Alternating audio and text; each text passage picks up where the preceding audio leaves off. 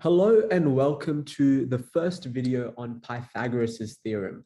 Now, this is part of our Year 9 series, but obviously in many schools it is taught in Year 8, but we've decided to keep it in Year 9. So the first part of our Pythagorean videos will be talking about what the statement is and the proof behind Pythagoras Theorem. So what is Pythagoras Theorem?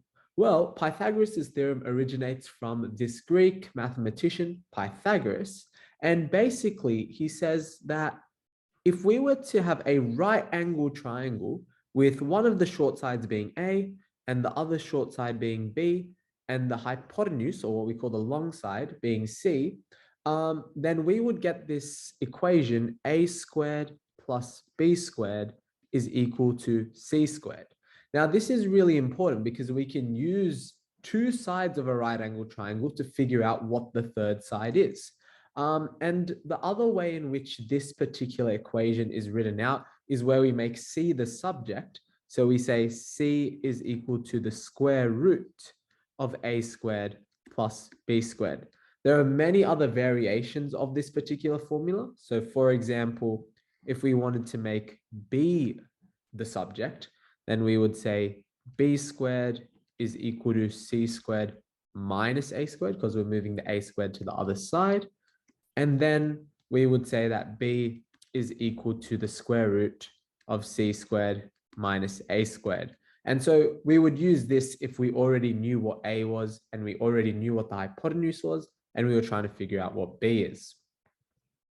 Okay, so I've talked about what Pythagoras' theorem is. It says that A squared plus B squared is equal to C squared.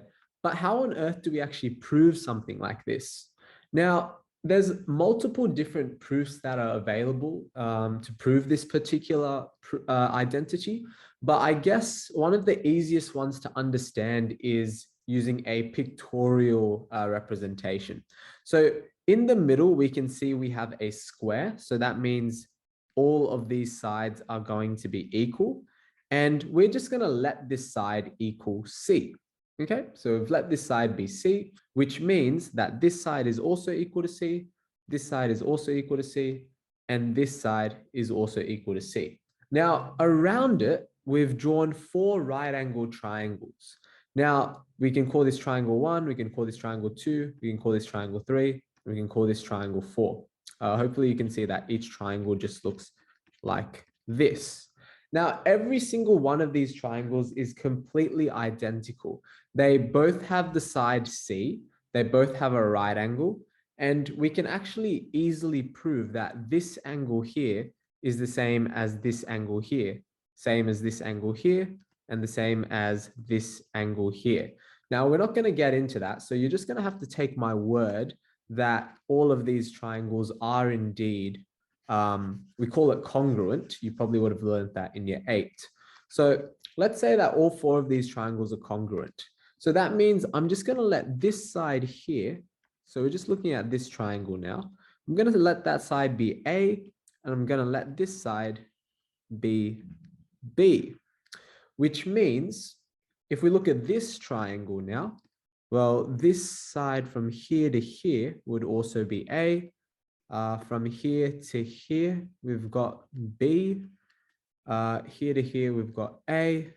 And then we just follow the exact same process with the rest of them. That would be B. This would be A. And this right here would be B. Now, the diagram is getting quite messy, but I want you to see a couple of things here. I want you to appreciate that there is a square in the middle right here. I want you to appreciate that there are four triangles which are exactly the same. So that looks like this. And then you can see that there's a massive square that includes all of the other shapes we were just talking about. And you can see that I'll draw an outline of this big square here. You can see I've just outlined it in blue. And you can see that each side of the square, they're all the same, is just A plus B. You can see this side is A plus B, this side is A plus B, and so are all the other sides. So we're going to write a little formula using the areas now. So hopefully you can see that the area of my big blue square is just going to be the same as the area of my red square. I'll draw it like that. Plus, it will be the addition of 4 of our triangles, right? So let's actually write that up now. So what's the area of the big square? Well, you can see that the area of a square is going to be the side length squared. And so the side length of the square is a plus b. So we're going to say it's a plus b, now all squared. It's really important that we use these brackets. Otherwise, we're going to screw up the question. Now, what's the area of this red square? Well, you can see that the side length of the red square is c, which means that c squared would be the area of our red square. Plus, we're adding 4 times the area of one of these triangles. And the reason we're adding 4 times is because obviously we have 4 triangles. So what's the area of each triangle? Well, if you recall, the area of a triangle, just wrote A for area, is going to be half times base times height. So well, we got half over here. What's the base of this triangle? We'll just have a look at this one here. You can see the base is going to be B and the height is going to be A. Remember, it's perpendicular height, but we already have a right angle, so it's fine. So B times A. Now let's actually simplify everything. I'll work on this side first because it's a bit more simple. So this would be C squared plus 4 times a half is 2 times B times A. We just call that 2AB, right? Now this left-hand side, hopefully you remember the expansion of A plus B squared is equal to A squared plus 2AB plus B squared. And if you don't remember that, well, then we can take that from the first principles of A plus B squared is just A plus B times A plus B. And then we just do a combination of every multiplication. So we do the A times A, which is A squared. We do the A times B, which is plus AB. Then we do B times A, which is still a plus AB. Then B times B, which is B squared. And then that's all going to simplify to just A squared plus 2AB plus B squared. What I've done here is just collect the like terms. So here we can say that A squared plus B squared plus 2AB is equal to C squared plus 2AB. Now, just want to draw our attention to this. We can actually cancel out a 2AB on both sides. So I'm going to get rid of this and going to get rid of this. Okay. And what does that mean? It means that we've got an equation. A squared plus B squared is equal to C squared. And that is Pythagoras' theorem. That is what we're trying to prove. And you can see we've basically proved it for each of these triangles. B squared plus A squared would equal C squared. Okay. So now that we've covered what Pythagoras' theorem is, what it says, and the proof for Pythagoras' theorem, it's important that we're able to do some simple examples, basically applying Pythagoras' theorem to actual problems. So let's go ahead and do that. This is our first example. It's relatively easy. So just pause the video and have a go, and then unpause and we'll go through the solution now. So with all Pythagoras' theorem problems, it's really important that we identify what side is going to be the hypotenuse. Now, the way to do that is to figure out which side is opposite the right angle. So you can see that our right angle is over here, and the hypotenuse, x, is going to be opposite it. So that means x is our hypotenuse. Now remember, Pythagoras' theorem states that the short two sides squared added together will give us our hypotenuse squared.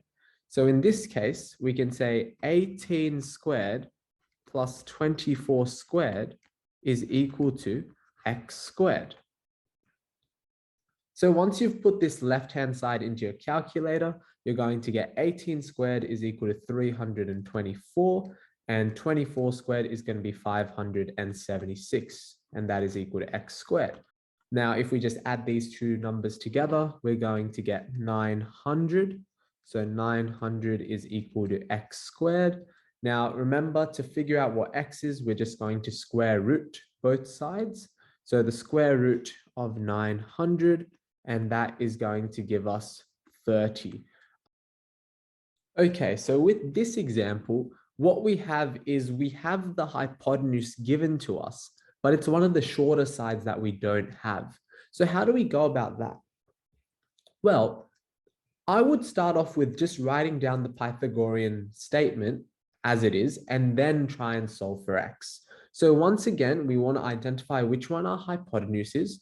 And remember, the hypotenuse is opposite the right angle. So opposite of 90 degrees would be 34. So that means we have 34 squared. And that's going to equal the square of our first side plus the square of our other short side. So that would be x squared plus 16 squared. Now let's figure out what all of these numbers are. Well, x squared is just going to remain as x squared. 16 squared is going to be equal to 256. And 34 squared, if you just put that into your calculator, would be 1,156. Now, if we want to make x squared the subject, we want to move the 256 to the other side. So it basically becomes 1,156 minus 256. And that is going to equal 900. So this is actually very similar in terms of what the answer is to the previous question. So if we have x squared is equal to 900, from there we just say x is equal to the square root of 900. And we can say that x is equal to 30, and that would be our final answer. So you can see that no matter what, you're always going to start off by writing the Pythagorean triad and then working out from there. So that's all for this video. Make sure to check out our next video where we look at some more worded examples and harder questions. See you next time.